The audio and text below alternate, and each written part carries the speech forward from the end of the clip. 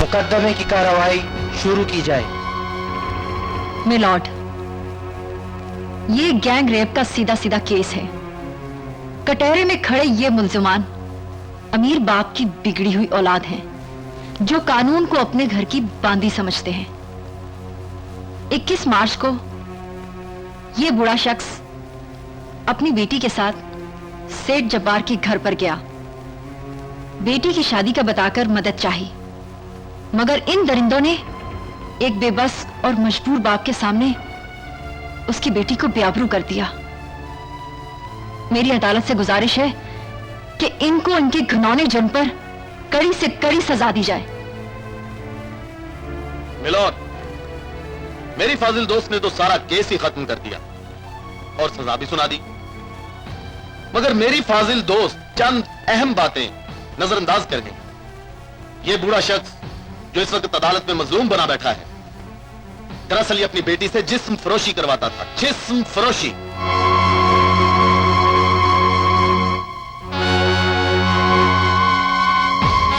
उस रात भी ये बूढ़ा अपनी बेटी को एक रात के लिए वहां पर लाया।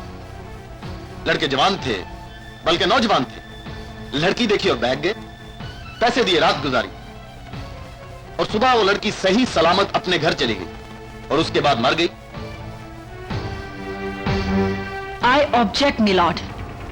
मेरे पास उस मरने वाली लड़की और इन लड़कों की ब्लड रिपोर्ट्स और डीएनए रिपोर्ट्स हैं, और इन रिपोर्ट्स के दिफा में बनने वाली CFSL रिपोर्ट्स मौजूद हैं, जो ना सिर्फ इनका गुनाह साबित करती हैं, बल्कि मरने वाली लड़की की मौत की वजह भी जाहिर करती हैं। फाजिल वकील की कही हुई कहानी सरासर झूठ है। मिलॉर्ड, लड़की जिस्म फरोशी करती थी, जिसकी वजह से ये रिपोर्ट्स बन गई, मगर लड़की का रेप और मर्डर वहां नहीं हुआ। अगर वकील साहबा के नजदीक वहां पर रेप और मर्डर हुआ है, तो इसका कोई तो गवाह होगा इनके पास। मैं सिर्फ जुर्म की असल नौइयत पर बहस कर रही हूं। अगली तारीख तक गवाह पेश कर दूंगी। अभी पुलिस ने अपनी कार्रवाई मुकम्मल नहीं की। हम मुल्जिमान का 7 दिन का रिमांड चाहते हैं, ताकि आपके चहेते बल्कि मंगेतर डिप्टी साहब। I object. ये पर्सनल मैटर है, आप सिर्फ केस पर बात करें। Sorry milord, deputy Haider remand में लेकर बच्चों को बिला वजह तशद्दुद का निशाना बनाना चाहता है। ये कोई जाती दुश्मनी नहीं है जो डिप्टी साहब ऐसा करेंगे। अब मैं इस केस के मुद्दाई को कटहरे में बुलाना चाहती हूँ, ताकि आपको जुर्म की संगीनी का पता चल सके। Permission granted.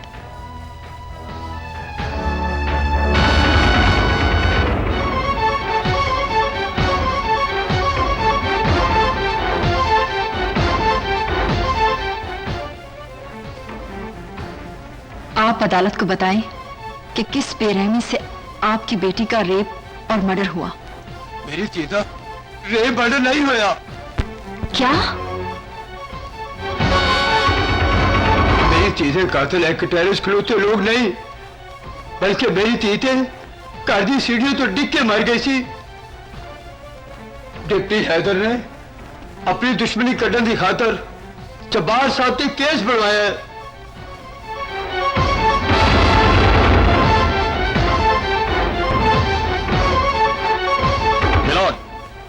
अब सारा केस शीशे की तरह साफ हो गया है, लिहाजा मेरे मुवक्किलों को बाइज्जत बरी किया जाए और पुलिस को वार्न किया जाए कि वो आइंदा मेरे मुवक्किलों के सियासी कैरियर को दागदार करने की कोशिश ना करें। That's all milord. मुद्दई के बयान से मुल्जिमान की बेगुनाही साबित होती है, लिहाजा यह अदालत मुल्जिमान को बाइज्जत बरी करती है और अदालत पुलिस और डिप्टी हैदर को वार्न करती है कि आइंदा किसी शरीफ शहरी पर झूठा मुकदमा बनाने से गुरेज करे, वरना यह अदालत सख्त कार्रवाई करेगी। The case is dismissed.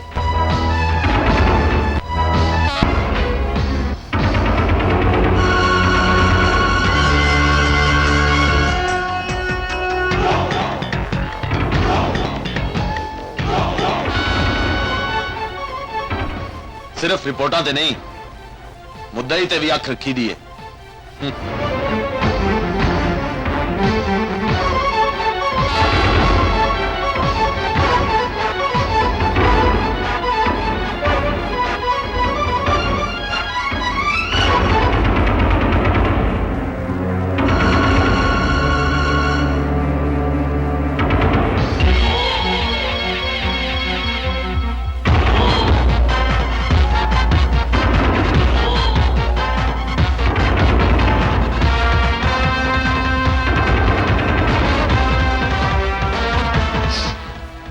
माफ करना डिप्टी साहब, मेरी मेरी दूजी टीवी उन्होंने कब्जे चे, उन्होंने कब्जे चे, उन्होंने कब्जे चे।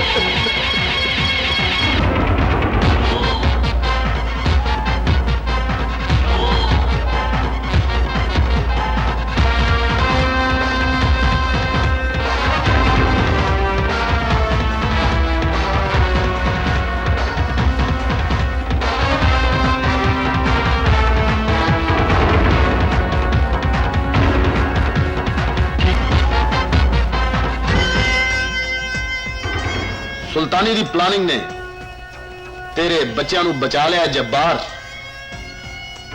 ਕੇਸ ਦਲੀਲਾਂ ਨਾਲ ਨਹੀਂ, ਹੋਸ਼ ਨਾਲ ਜਿੱਤੇ ਜਾਂਦੇ ਨੇ। ਬੱਚੇ ਬਾਹਰ ਆ ਗਏ ਨੇ। ਹੁਣ ਉਸ ਡਿਪਟੀ ਨੂੰ ਮੇਰੇ ਮੂੰਹ ਤੇ ਮਾਰੇ ਹੋਏ ਥੱਪੜ ਦੀ ਕੀਮਤ ਚੁਕਾਣੀ ਪਵੇਗੀ ਤੇ ਮੈਂ ਉਸ ਥੱਪੜ ਨੂੰ ਕਦੀ ਨਹੀਂ ਭੁੱਲ ਸਕਦਾ। ਹੁਕਮ ਕਰੋ ਡੈਡ, ਉਸ ਡਿਪਟੀ ਦੀ ਨਸਲ ਮਾਰ ਦਈਏ। ਡੈਡ, ਜਾਂ ਫਿਰ ਉਹ ਡਿਪਟੀ ਮਾਰ ਦਈਏ। ਜੱਬਾਰ, ਤੇਰੇ ਬੱਚੇ ਬੜੇ ਬੇਵਕੂਫ ਤੇ ਜਜ਼ਬਾਤੀ ਕਿਸਮ ਦੇ ਨੇ। ਇਸ ਦੁਨੀਆ ਉੱਤੇ ਮਾਰਨ ਨਾਲੋਂ ਵੱਡੀਆਂ ਸਜ਼ਾਵਾਂ ਵੀ ਨੇ। ਸਭ ਤੋਂ ਪਹਿਲੇ ਉਸ ਬੁੱਢੇ ਦੀ ਧੀ ਨੂੰ ਛੱਡ ਦਿਓ ਤੇ ਫਿਰ ਉਸ ਡਿਪਟੀ ਦੀ ਕਮਜ਼ੋਰੀ ਲੱਭੋ। ਡਿਪਟੀ ਦੀ ਕਮਜ਼ੋਰੀ?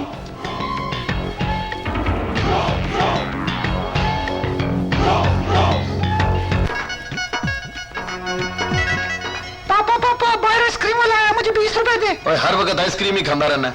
ले, फड़ 20 रुपए। Thank you. बड़ा शरारती है। अस्सलाम वालेकुम। वालेकुम अस्सलाम माँ जी। की हाल है ਤੁਹਾਡਾ? अस्सलाम वालेकुम माँ जी। जिंदी रहती है। और सुनाओ माँ की जी। हाल है तेरा? बैठो माँ जी।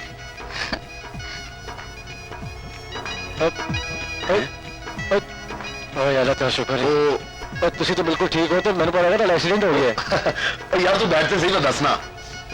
रामा जी, डिप्टी साहब, ਤੁਹਾਡੀ ਤੇ ਵਕੀਲ ਸਾਹਿਬਾ ਦੀ ਮੰਗਣੀ ਸਾਡੇ ਮਰਹੂਮ ਵਾਲਿदैन ਨੇ ਕੀਤੀ ਸੀ ਤੇ ਉਹਨਾਂ ਦੇ ਗੁਜ਼ਰਨ ਤੋਂ ਬਾਅਦ ਵੱਡੀ ਭੈਣ ਹੋਣ ਦੇ ਨਾਤੇ ਛੋਟੀ ਭੈਣ ਦੀ ਸ਼ਾਦੀ ਦੀ ਜ਼ਿੰਮੇਵਾਰੀ ਸਾਡੇ ਤੇ। ਪਰ ਤੁਹਾਡੀ ਮਸਰੂਫੀਅਤ ਸਾਨੂੰ ਤੁਹਾਡੀ ਸ਼ਾਦੀ ਦੀ ਗੱਲ ਕਰਨ ਹੀ ਨਹੀਂ ਦਿੰਦੀ। ਜਦੋਂ ਵੀ ਗੱਲ ਕਰੋ ਦੋਵੇਂ ਟਾਲ ਹੀ ਜਾਂਦੇ ਹੋ। ਇਹਦਾ ਮਤਲਬ ਹੈ ਕਿ ਤੁਸੀਂ ਸਾਨੂੰ डिप्टी साहब, मेरी गल गौर नाल सुनो। डिप्टी साहब, जिस तरह तुहाडे लिए ड्यूटी जरूरी है उसे तरह घर विच ड्यूटी भी जरूरी है। ਅੱਜ ਤੁਸੀਂ ਦੋਵੇਂ ਸ਼ਾਦੀ ਦੀ ਤਾਰੀਖ ਓਕੇ ਕਰੋਗੇ ਤੇ ਤੁਹਾਡੀ ਜਾਨ ਛੁੱਟੇਗੀ। ਇਹਦਾ ਮਤਲਬ ਹੈ ਤੁਸੀਂ ਸਾਰਿਆਂ ਨੂੰ, ਤੁਸੀਂ ਸਾਨੂੰ ਰੁਲਾ ਕੇ ਫਸਾਇਆ ਹੈ ਸਾਨੂੰ ਦੋਵਾਂ ਨੂੰ, ਹੈ? ਲਓ ਜੀ।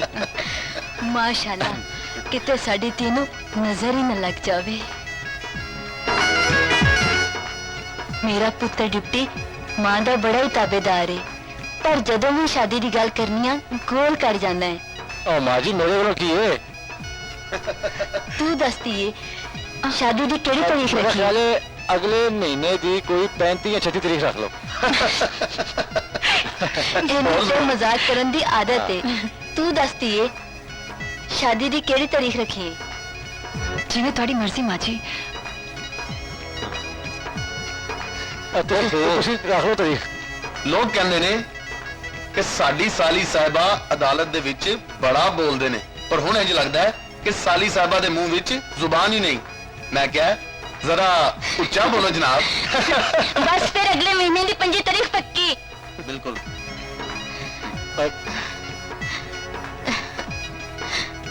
ਕਿੱਥੇ ਜਾ ਰਹੇ ਹੋ? ਕਿੱਥੇ? ਨਾਲ ਮੈਂ ਬਿਠਾ ਦਿੱਤਾ ਹੈ, ਜਿਹੜੀ ਗੱਲ ਕਰਨੀ ਹੈ ਕਰ ਲਵੋ ਤੇ ਸ਼ਰਮਾਓ ਨਾ। ਅੱਛਾ ਸ਼ੋਖਾ ਸਾਹਿਬ, ਠਹਿਰ ਕੇ ਜਾਓ। ਅਸੀਂ ਇੱਥੇ ਬੈਠਾ ਸੀ। ਗੱਲ ਤਾਂ ਸੁਣੋ ਯਾਰ, ਉਹ ਬਾਕੀ ਚੱਲ ਜਾਓ। ਮੈਂ ਇਕੱਲੇ ਨਹੀਂ ਸੀ ਬਹਿਣਾ, ਸਾਨੂੰ ਕੋਈ ਕੰਮ ਨਹੀਂ ਆਪਸ ਵਿੱਚ। ਤੁਹਾਡੀ ਸ਼ੁਕਰ ਹੈ ਗਏ ਨੇ। ਵੈਸੇ ਮੈਂ ਕਿਹਾ ਹੁਣ ਮੋਹਰਾ ਨਾਂ ਦੀ ਤਾਰੀਖ ਪੱਕੀ ਹੋ ਗਈ ਹੈ, ਠੀਕ ਹੈ ਨਾ? ਪੱਕੀ ਕਰ ਲਓ ਹੁਣ ਤੁਸੀਂ ਵੀ। इंतजार भी तो बड़ा कीता है। जिंदगी खुशियां वंडन ते खुश रहन दा ना है। 80 तानियां दी सालगिरह विच भरपूर किस्म का जश्न मनावांगे, भरपूर किस्म का जश्न।